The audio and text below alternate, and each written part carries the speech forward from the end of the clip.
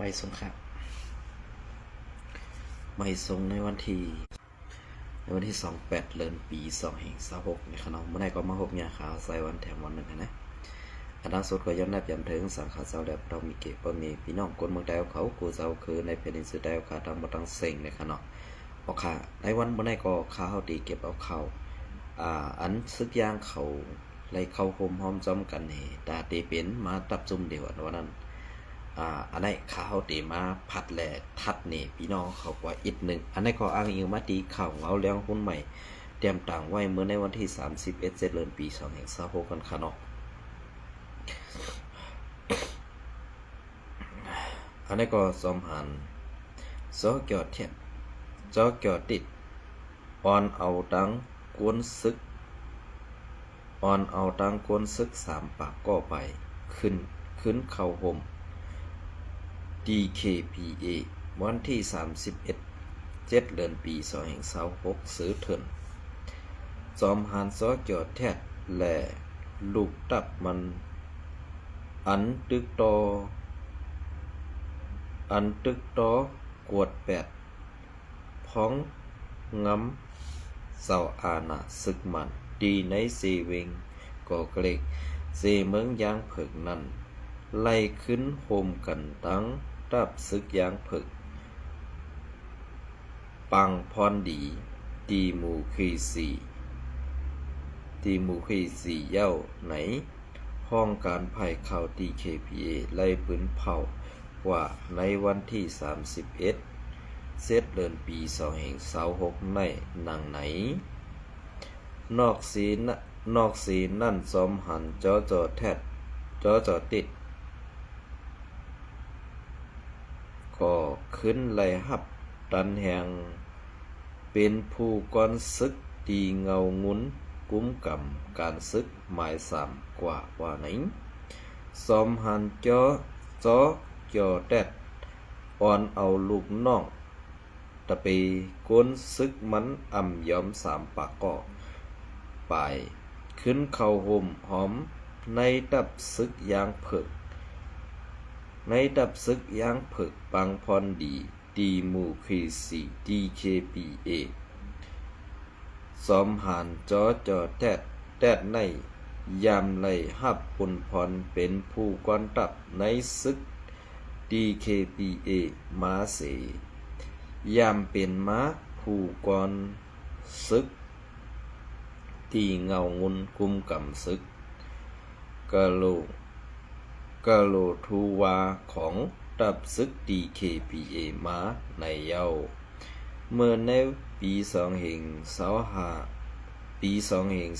นั้น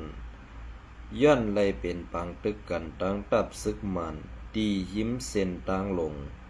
เอเชียเสไล่ถูกผู้ป้องกันศึกสมหันจอลาป้อยปดถอนมันออกดีในสุมตับซึกDKPA กว่าโซขาวในอยู่เย้าสืบเสนั่นไว้เสซึกมันซิมอาณาวันเมืองในปี2521นั่นเย้าพ้องซุมลุกขึ้นตึกตอตับซึกมันอยู่นั่นมันได้อ่อนเอาลูกน้องตะเปมันเข้าห่มหอมกันตั้งตับซึกปลดปล่อยเสื้อสัตว์ยางผึก KNLA ตับซุม6และตับซึกลุกขึ้นต่างซุมเสเข้าตึกตอเสาอาณาศึกมันมาในอยู่เย้าเงาเลี้ยงหุ้นใหม่เตรียมต่างไว้ในวันที่31 เดือนปี2526นั้นนะครับเนาะโอเคอันนี้ก็บ่มาทัดตัวเองพี่น้องยางเผิกเขาก็ตีปอเปิงกันตั้งพี่น้องใต้เอาค่ะนะไผ่ตึกซึกในเลยว่าตึกเขียนเต้ๆค่ะไว้กายเฮ็ดสังแลเฮาข้ามอองเปะและลึบมันออกไล่เต้ๆล่ะนี่เหมือนสนังพี่น้องย่างเขานี่ก็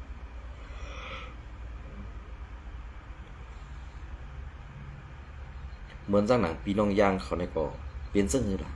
กำเก่าแตกเมื่อแตกเขากำเก่าเมื่อเก่าเฮ็ดได้ อันผู้เขียนเฮาที่คือกูเฮาค่ะผู้เขียนเฮานั่นมันเขียนจมก่อนเขาออกมือเฮาแตกกันมือเฮาอ่ำพร้อมกันนั่นผู้เขียนพร้อมตาดีสีเข้ามาในเกกลางมันไวๆ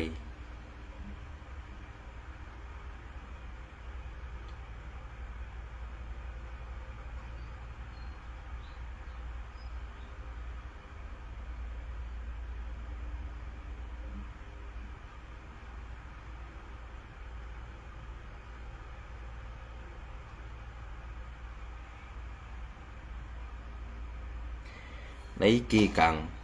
มันเสื่องไหนในปองว่าลูกหลานพ่อแม่พี่น้องคนเมืองเฮาขานั้นมันก็ตีรถย้อมอีกกว่าที่ขาก็เพื่อสังก็เพื่อเก่าสังมาสังเก่าอำมอกเข้าหาออกกันเพราะเป็นเปิ้นเฮาแดนตาพร้อมคุมซ้อมเปิ้นตาสิก้วยกาเพราะเป็นเฮาหนังกันซ้ำกำปลาเย็นขึ้นผ้าเสิร์ต่อซ่าหูข่ายต่อกันอยู่ตาสิเพราะเป็นผู้เขียนเฮาซ้ำอเซาอขาซากว่าเสื้อในมันตีเปิงกันสั่งทั้งพี่น้องใต้เฮาค่ะก็เพื่อนั้นได้อันพี่น้องย่างเขาตึกซึกแขนได้อ่ำอ่องเป้ไรในก็เพื่อว่ามันมีตังในเฮาขาอ่ำมันกึมมันมีตังในเฮาขาอ่ำแข็งแกร่งมันเป็นตังในเฮาขาเฮ็ดให้เชียงเฮาอ่อนกว่านั้นกว่านี่พี่น้องเขาขึ้นวนไปสังว่าลองในเป็นเสื้อหนังขาวใส่วันทัดสังและลาดออกมาในปอในซึ่งขึ้นตอกปันตังหันถึงมาไหลค่ะนะจะว่าข้าเฮาใส่วันใครเสิร์ให้แลกาวเนมเสิร์ขาลองตั้งเสื้อในสู่เจ้าขึ้นมาทัดสังไปอันเฮาตึกมาเข้าตั้งนับโห10 ปีในปอดีถึงปากปีเย้าเฮ็ดสังได้ห้อมอ่องเป้ซึกมันไหลก็เปิ้นเอาเงินในมาปล่อยปันในเกกลางเฮาอันเฮาเป็นเจ้าคือเดียวกันได้สั่งอันเฮาเป็นคนเมืองเดียวกันได้สั่งอันไหนกวนอันหันปุนสนโตเป็นใหญ่นั่นแหละตีเฮ็ดให้ในเมืองเฮาขานั้นอำนิมเศร้าตีเฮ็ดให้ลูกหลานใต้เฮาขานั้นตกแต่มซึ่งในขานะกำในก็ข่าวที่มาเก็บเอาข่าวที่อัน SPP Info เขาและสังมาเต็มต่างไว้ปุนตาเฮ็ดพรดีปุนตาบ่มีพี่น้องคนเมืองเฮาขานั้นได้สั่งได้ค่ะเนาะอันนี้ก็ข่าวที่มันลัดก่อนว่าคนเมืองใต้เฮาขามุ่งมองให้กูตับจุมในศึกใต้เฮาขานั้นกวยเฮาขาที่วนว่าสุกศึกเจ้าคือที่มาอยู่ปัตไตเฮาขากุมกำเฮที่อันเฮ็ดปันในซื่อสัตย์ปันเมืองเฮาขานั่นนี่มันมุ่งมองหยาบค่ะอันเฮาขาบ่มีพี่น้องคนเมืองมุ่งมองอยู่นั่น1ใครให้มีปังตึกเจ้าคือ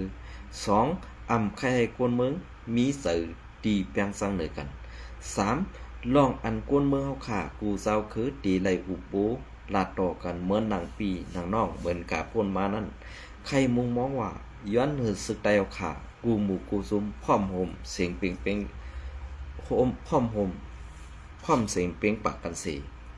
เฮ็ดปันปุนตาบ่มีพี่น้องกวนเมืองอันไหนค่ะนะก้วยกาอันไหนเป็นรองตั้งมุงมองมาเขาตั้งอันป่นมาก่อหึงหลายๆกวยมีลองเป็นมาไหลเพราะที่เป็นมาไหลก็เปิดอันกวนมาย่านในเกกลางนั้นเป็นมานกำสื่อเพราะมานมาเกาเฮาซ้ำแตกกันเพราะมันเย็นกว่าเปิ้นซ้ำมาหล่อตั้งหลังสิเสื้ออาณาศึกให้เฮาขึ้นตึกกันอันไหนปองว่าเฮาขาบ่มีพี่น้องคนเมืองนั้นสั่งเฮ็ดเสิ่งหือเอาป้ายออกนอกเมืองเปิ้นก็สั่งป้ายออกนอกเมืองเปิ้นก็สั่งป้ายออกป้ายออกก็ซ้ำหากินหยับตาติผูกตาติซ่อมตาติเฮ็ดกินกันหาเลี้ยงต้องในก็มันหยับติๆนี่สั่งไรผัดวันยันเมืองพอผัดวันยันเมืองมาก็ซ้ำมีซุ้ม1ซ้ำมาซ้อมเก้าซ้อม4ซ้อมเย่ซ้อมต่ำอยู่เฮ็ดไหนติๆเคตาตีเฮ็ดให้พ่อแม่พี่น้องคนเมืองเฮาขากัดสื่อนิมเซาไหลกูเซาคือนั่นเฮาขาตีไหลเฮ็ดซึ่งหือนี่มุงมองกวนดงไตเฮากูไผ่กูซุมเข้าห่มปูปูกันโซสูเซาตึกกึดอาสักและสายเสือโซสูเซาตึกมีไปห้วนอันแดดเซลนั่นนี่ให้เข้าหาออกกันจองตีไรนี่กวนเมืองเต้มุงมองไว้ซึ่งนั้นค่ะก้วยกาอันกวนเมืองมุงมองอยู่ใน2ตีเป็นมาไหล5เซาเฮาเข้าในเซอกวนเมืองตาตีต่อปันสู่เซาก้วยกาเป็นสู่เซาอันเป็นเจ้าเป็นคนแลยิบกองกลางเฮตาตีตึกตอผู้เขียนนั่นตีไล่ต่อปันบ่มีพี่น้องคนเมืองค่ะ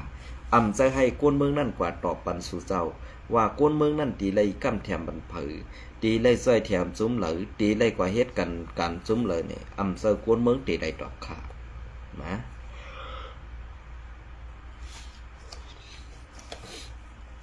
อำเจอตาก้นเมืองตีเลยตอบปันสู่เจ้าก้อยกาอันสู่เจ้าเฮ็ดการในวันเมื่อในพอนับนีตูเฮ็ดเนก้นเมืองจี้เนเส้นทางก้นเมืองอันลองถูกแม่นซากกว่าเสื้อในเป็นในการผู้อ่อนหูเขาอันว่าผู้อ่อนหูอันว่าในมันลำลองตันหือในสู่เจ้าก็ตีผู้อยู่ก้อยกาว่าผู้อ่อนหูอันว่าในบ่อำเฮ็ดให้นาตีนั่นขึ้นใหญ่ไรอำเฮ็ดนาตีปุ่นพรตูเจ้าเก่าเข้มเดียบไรเนี่ยอย่าไปว่นว่าเปลี่ยนผู้อ่อนหูกัดแขนกาเป็นก็อันขายกินเสื้อสาดแหล่หิมเอาแหงมือเปิ้นขึ้นมาเผียวมวยเศร้าคือเขานั่นไปอันในสู่เจ้ายุ่มก็อำบาหังอำยุ่มในก่อขาวใส่วันสังหวังก็เพื่อว่าเปิงเปลี่ยนเสื้อในมันเปลี่ยนเปิงเปลี่ยนมาในมูกซุ้มก้นยิบกองกังและปอมีพี่น้องก้นเมืองนั่นเป็นคาเซอร์ลิบกว่ากูวันเสื่องนั่นกวยนี่สู่เจ้าตีวนว่าหรือค่ะ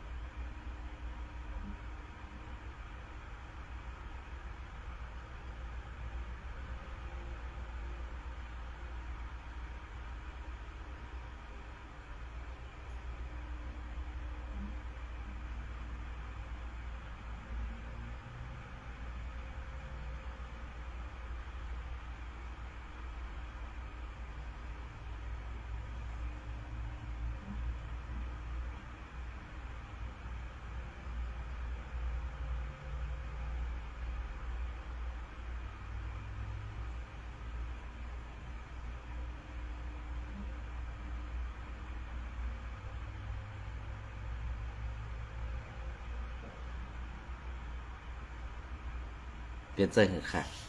เนาะเพราะว่าโกนวันโกนเมืองพร้อมตาตีปันแหงสู่เจ้าป้อไหนสึงเฮ็ดสังสู่เจ้าซ้ำขึ้นเสื้ออาณาซึกสีเป้กินบีบเงียนโกนเมืองอยู่นั่นคาลาเพราะเขาคาลาดกว่าได้ว่าเป็นคนเซ่ในหมู่ซุ้ม SPP เขานะไว้กำเจอค่ะเพราะว่าแห้งซึกในปังตึกแลเ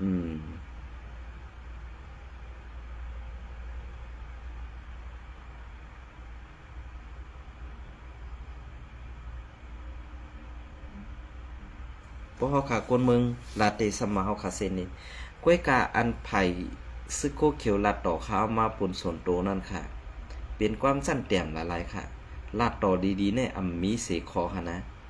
1เกาตีเหียมเป็ดมือ2เกาตีกว่าเกาตีปล่อยกวนกะซ้อมเหียมเป็ดมือ3ปอมีพี่น้องซื้อคือมืออำอยู่ในเมืองไตยาวค่ะอันในคอในค้าเขาวนว่าการเป็นซึกในตีเซอร์อาณามักปองให้ซ้อมเป้กินก้นเมืองแก้คะแนนเย้าอันสุเจ้าว่าพี่น้องซื้อคืออันว่านั่นสูรู้มีหาพี่น้องซื้อคือสูเป็นเจอคือสุดค่ะดอกสูเจ้าเป็นเจอคือสุดค่ะเป็นเจอหึโอ้สูเจ้าเป็นเจอคือสุดอำบาหังค่ะใครเพียวมวยพี่น้องเจ้าคือกันก็อำเป็นหังปีน้องซื้อคืออันว่านั่นเขาใครปันเขาใจวันหลัดเขาสีอิดเขาหรอกเขาลาป้องเขาคาเขาห่ำอ่ำถอมเฮออกมาลัดไว้ปุ่นส่วนโกขาวใจวันนะนี่เย้าก็อันที่สู่เจ้าลัดว่าตีเพียวเป็ดปีน้องซื้อคือขานว่านั่นปีน้องซื้อคือขากะเฮ็ดสังหั่งสู่ค่ะล่ะปีน้องซื้อคือเก่าขาซ้ำกว่าเหยียบหญ้าหัวสู่ค่ะอันว่าตีเพียวเป็ดเขานั่นข้าเขาใครถามอินแก่ค่ะยิบกองไอ้ให้ตัวก้นเมืองนั่นกัดเขียนหนาวคันเนี่ยซื่อเซอร์หนาวคันเนี่ยอันไหนเขาใครถามเด็กๆคันเนี่ยเพลงกลางใจข้าวใส่วันในนาทีสุเจ้าอุปึงนั่นอันมีซึกมันเนี่ยว่าอันมีซึกมันนั่นมันเจอปอเขาค่ะมันเจอซื่อคือเขาค่ะมันเปลี่ยนผู้เขียนอันควักเมืองเขาขามาออกเขาติดลัดในปีเห็นนะปอปีเขามีออกปอไหนซื้อ มานั่นใจเจอคือสังเฮาค่ะในนาตีอุเปิงสุนันตีเลออัมมีเจ้าคือตีเลออัมมีมันลาดปันอินคาลุว่าในนาตีวันให้เป็นเงาหุนดับซึกปฏิไม่สูงจึงได้ค่ะก้วยกามานซ้ำปอเตรียมกว่าเซงกูจ้อเฮ็ดสังซ้ำอ่ำเพียวขนาดนั้นมันเจอผู้เขียนสู่เจ้าค้าดอกฮะมันเจอผู้เขียนสู่เจ้าค้าเย้าอันตีสู่เจ้าลาดมาอยู่นั่นข้าวเดลัดนี่แทงว่าพอเป็นคนเมืองใต้อันก้อนหนึ่งลัดข่าวปีนอกเจอคือเปิ้นอ่ำเกี่ยวนั่นซ้ำกว่าถามป้อถามหันถามพันถามยื้อแบบนั้นในโหนั่นมันมีอีสังขารไปวนกวนเฮากูก็อย่าไปเอาซื่อคือเปิ้นมาเกี่ยวข้องค่ะนะอย่าไปเอาซื่อคือเปิ้นมาเกี่ยวข้องกอบทางลาเนี่ยปีนอกซื่อคือเปิ้นนั่นต่ำหู้สังขาออกปีนอกซื่อคือเปิ้นนั่นเปิ้นใครปันลาดค่ะกวยกามันป่นมามือกาป่นมานั่นเนี่ยซึ่งคือขลาก็เปื่อว่าขาวใกล้ไหลยินกวนกูบอกว่าเฮ็ดสังกะเย้ามันเย้าก็เปื่อเฮาเนี่ยก็เปื่อว่ามันเย้าก็เปื่อเฮาเนี่ยเฮาพร้อมเปิ้นไหลห้าเปิ้นพร้อมเฮาไหลเนี่ยอันว่าก็เปื่อเฮาอันว่าเนี่ยเฮ็ดก็เหลียวก่อมไหลเฮากว่าโฮมเปิ้นก่อมไหลเฮาเฮ็ดจอมเปิ้นก่อมเป็นเฮาซ้ำกว่าไปเสนีเปิ้นอยู่นั่นเนี่ยมันเปลี่ยนซื่อแค่นั้นการจอยซื่อสัตว์ในเพราะว่าอ่ำและยิบกองกลางในเจอกันจอยซื่อสัตว์ค่าดอกเพราะว่ายิบกองกลางเย้าในลาดความมาการจอยซื่อสัตว์ก้วยกะเพราะเพียงเก่าคาใจวันวนเด้เหมือนเจ้าหนังเมืองไต้ปอนของในยิบกองกลางเจอกันซื่อสัตว์ค่ะเป็นการเป้กินซื่อสัตว์เป็นการเพียวมวยซื่อสัตว์เป็นการเต็กเต็งให้กวนเมืองขึ้นนึงขึ้นใหญ่คือเฮืองเขาเพราะเพียงข้าวใจมันวนค่ะนะก้วยกะอันเปียวอันใจดูอันมันค่ะเนาะใจดูแน่แต่มีสองก้อค่ะนะแต่มีสองก้อค่ะอันนี้ก็เป็นกวนซึกในวันให้ค่ะกวนซึกวันให้ค่ะลาดความนั่นได้เป็นความสั้นแต้มละลายเขาปูนส่วนตัวเขาใจวันค่ะนะข้าวก็ยำเอาต่างลงหรือเพจบุกข้าวไหลก็ไหลอันแล้วอ่ะก้วยกะข้าวใครถามด้วยผู้ใหญ่ก้นหลงในมุกซุ้มปฏิบัติสูงสึกได้อันว่าก้อนหนึ่งพิษเย้าตีเอาเป็ดตั้งเสือตั้งคือนั่นสู่เจ้าเอาออกออตีเหลือมาหวนค่ะก้อนหนึ่งเฮ็ดพิษสู่สมาดีกว่าป้อก็อันอ่ำไรรัดความสังนั่นกัดแขนค่ะเนี่ยเวลาก็ไปวนจะไหนเป็นไปวนอันจันเต็มสู่เจ้าใส่มาเข้าอีกขึงค่ะเนี่ยเพราะวันไหนซึ่งสู่เจ้าก็ซ้ำตีพิษใส่ขาวใส่วันค่ะเนาะอย่าไปพิษใส่ค่ะลองเต้เขามังเมียวในก็ขามใครเอาออกมาต่างลงหรือเพชรบุกคาเปิ้นตีอ้ามบ่าอาสักมอกในเอาตึกมาหลากันในเพชรในลายซึ่งไหนอยู่ตึกมาหลากันลองตีสินไตซื้อว่าต้องรัดต่อกันความสั้นแต้มซึ่งไหนอยู่เนี่ยข้าวแขวออกมาต่างค่ะนะข้าวแขวออกมาต่างก็เปิ้นนั่นแหละอันที่ก็ขาออกมาลัดเนี่ยสั่งว่าผู้ใหญ่ก้นลงในมุกส้มแอดพีอำกีนาพันใจหนึ่งเขาขาก็มาเอาเขาขาก็เหลียวไปปีน้องซื้อคือเขาขาอำไรเกี่ยวของสั่งตั้งเขาขาปีน้องซื้อคือเขาขาเฮหามปูก็ค่ะย้อนว่ามันอ่ำย้อนก็ปือมันอ่ำเย้าก็ปือเฮาหลอกเฮาลาดป่าก็เฮ็ดให้เปิ้นจังเฮาไปกวนตั้งนำก็เปิ้นตีปันเฮียงเฮานั่นเปิ้นอยู่ไกลๆสิปันก้วยนี่อันที่เมื่อลาดนั่นเนี่ยเฮาเป็นเจ้อคือมาเนี่ยเฮากูเนี่ยเขาลาดมาตราสีค่ะก้วยกะอันเขาข้าววนว่าอันเขาคาลาดออกกว่าในมันเป็นปูนตาส่วนล้มกวนตั้งหนำแลกเขาคากล่อมเลยลาดพิษกว่าให้มันกว่าตุ้มเตอร์ซึกได้เฮาคาให้ตึกให้ยื้อกันเขาคาลาดกว่าว่าให้ผู้เขียนเฮานั้นมาเพียวมวยเศร้าคือไตให้มายื้อแบบซึกได้เฮาคาหมดเลยข้าวต่ำเลยลาดให้ปอกคารุอันเขาคาลาดได้เป็นตั้งพิษเยี่ยนสังลาเนี่ย1อันว่าเขาตีหาลอกไล่ไปมักมีเหนือดินใต้ดินในเมืองใต้เสตีเอาลองไปมักมีอันรวมหุงยาตุมยาก้ายาเสนหมอบอาบปันซึกได้เฮาอันไหนกุ้ยเมื่อเดี๋ยวในเปิ้นเฮ็ดกว่าอองไปอองเย้าคักนึงค่ะ1อันอองก็คักแรกนั่นเป็นสังละเป็นให้ซึกได้เฮาค่ะเอาห่มลมปันจุ่มแจเพี้ยนนะเอาห่มลมปันจุ่มแจเพี้ยนเนี่ยเปิ้นเฮ็ดอองกว่าเย้าคักนึงค่ะ กำในคาคที่2ในเปิ้นไปฮัดปล่อยที่เด็กเหมือนสนางซุ้มซึกว่า UWS อีกอันนั้นมันได้กล่าวนี้ค่ะภายข่าวนอกเมืองเปิ้นก็ตื้นเตรียมต่างไว้กำซื้อว่าซึกว่า UWS อีกซ่อมแดนดินผังตั้งเมืองโฮมตุมมาในโฮงตุมยาซึกว่าอยู่ตีไรในเปิ้นมากกลางแผ่นที่เหจี้นี่หมดแล้วค่ะก้อยกะซึกว่าอำกินาผ่านใจว่านั้นสู่เจ้าหันอยู่ขยโยข่าวนอกเมืองเขาเตรียมต่างไว้เจิงหือเย่าก็อันตีเอาตั้งพิษนั่นกว่าโป้ปันนั่นในซุ่มแอดผีในหับอันตั้งเปิ้นสุดๆค่ะเนี่ยซุ่มโคเขียวค่ะในหับอันตั้งเปิ้นสุดๆค่ะก็เปิดสังอัมมีผู้อ่อนโหลี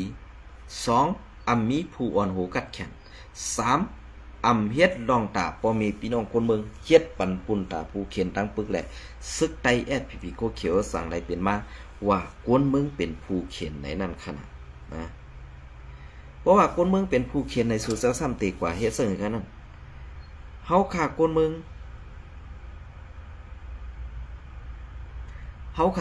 กั้นมุงมองสุดต้องว่าซึกใต้เฮาขาหลายหมู่หลายซุ้มตีเข้าโฮมพร้อมกันสินางหือเจ้าคือตีอำหัดเหิมเกิมต่อเจ้าคือเฮาคืนนั่นอันเป็นพระกากวนเมืองเจ้าคืนนั่นเด้เปิ้นหันดีกำแถมเฮาขาอยู่ก้วยกะอันเป็นซุ้มซึกเปิ้นนั่นอำรถย้อนลองหอมแฮงลองซื้อหลักนักกองกะอันเตรียมทนไปแข่งตาเฮาหาไปแข่งตาซึกมันเพราะแข่งตาซึกมันในเปิ้นแข่งค่ะเพราะว่าเปิ้นแข่งตาใต้ในได้ขาวยุ่มเตรียมหัวปักมันเขาเพราะว่าเปิ้นแข่งตาซึกมันเนี่ยมาในเพราะว่าไหลขึ้นมาอู้เปิงเมืองเนี่ยมาในถอยออกง่ายๆก็ให้มันโรเลเซอร์มากองสีลูกค่ะสูเซอร์ยุ่มก็ยุ่มขาวกลมจังหวะเว้ยกะอันตีเลเซอร์มากองอันไตเฮาเว้ยค่ะไตเฮาเว้ยเมื่อเดียวได้เฮาว่าเฮาเปลี่ยนกวนในเมืองในแผ่นดินเดียวกันเว้ยกะว่าเปิ้นอำนาจเฮาเป็นพี่เป็นน้องเมื่อเดียวในอันเปิ้นนับเฮาเป็นพี่เป็นน้องนั่นเปิ้นใครเข้าออกหาดีอยู่ตับซื้อเขานั่งหือเตหู้ตั้งขึ้นนั่งหือตับซื้อเขาขาดเตตกซุมนั่งหือตับซื้อเขาขาดเตลู่เหลียวนั่นเปิ้นเรียบเพี้ยนอันไหนเกอำจะว่าเปิ้นดีต่อเฮาน่ะแหละเปิ้นใครมาจับมือเข้าใส่ค่ะในวันมื้อนี้เฮาได้วนว่าเฮาเป็นพี่น้องเปิ้นอำบ่นว่าเปิ้นเป็นพี่น้องเฮาค่ะในวันมื้อนี้นะเพราะสู่เจ้าอำยุมก็ไปด้วยเขาตั้งหน้าในมือในปลายปี2526และนับ1ปี2527กว่าในตีเป็นหือมาแทงอันว่านั้นไปด้วยเขาตั้งฮู้ค่ายลงเมืองใต้นั่นไปป่นอะไรง่ายๆค่ะนะไปป่นอะไรง่ายๆค่ะอันนี้ก็ตีเอา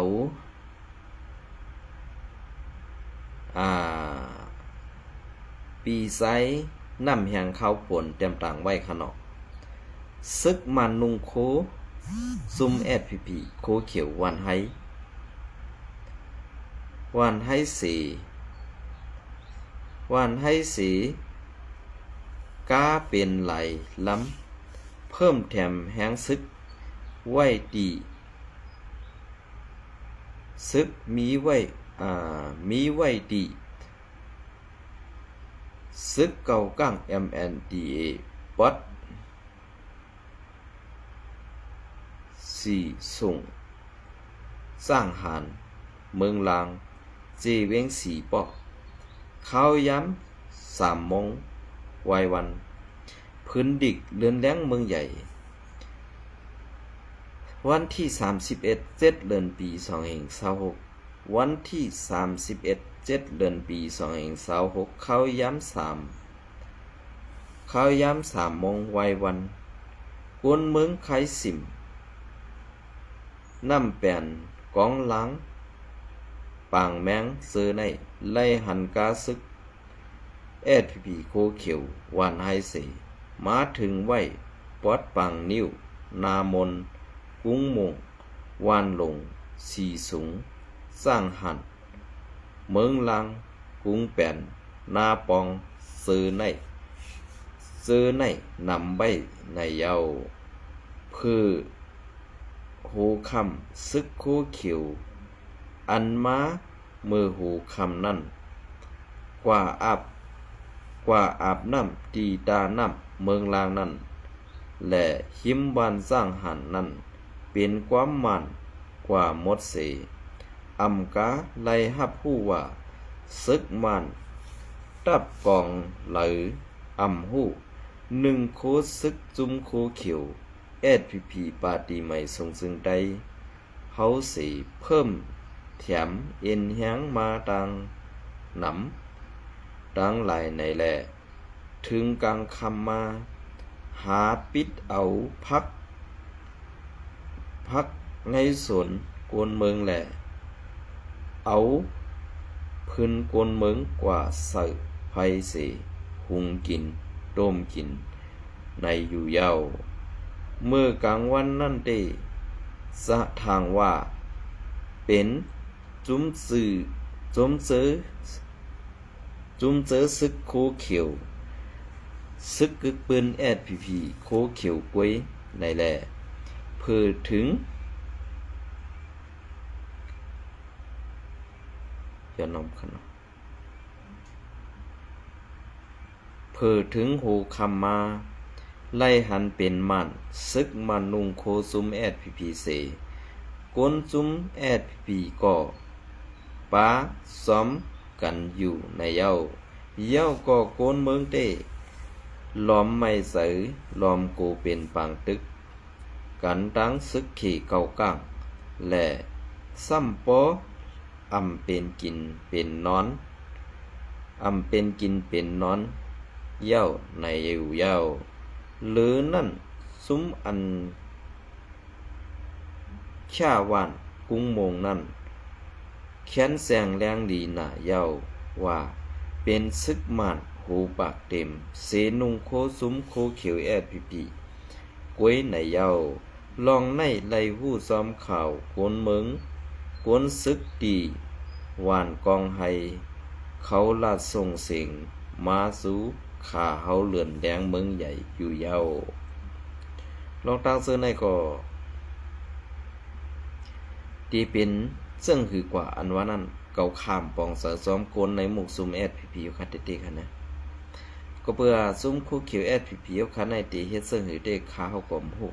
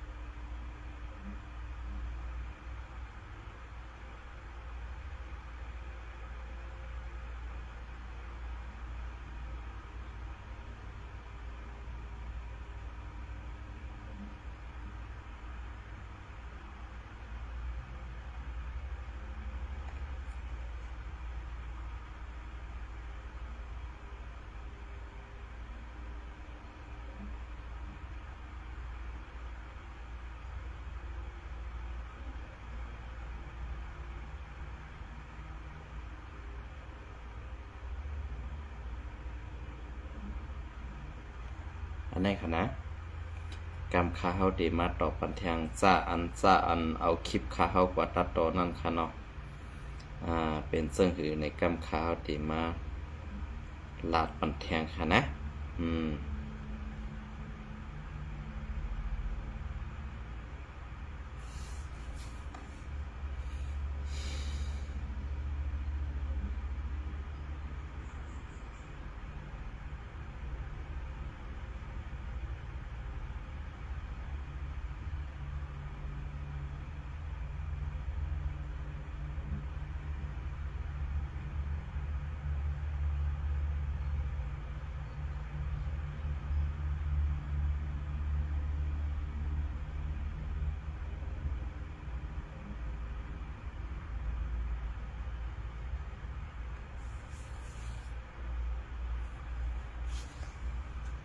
ค่ะอันนี้ก็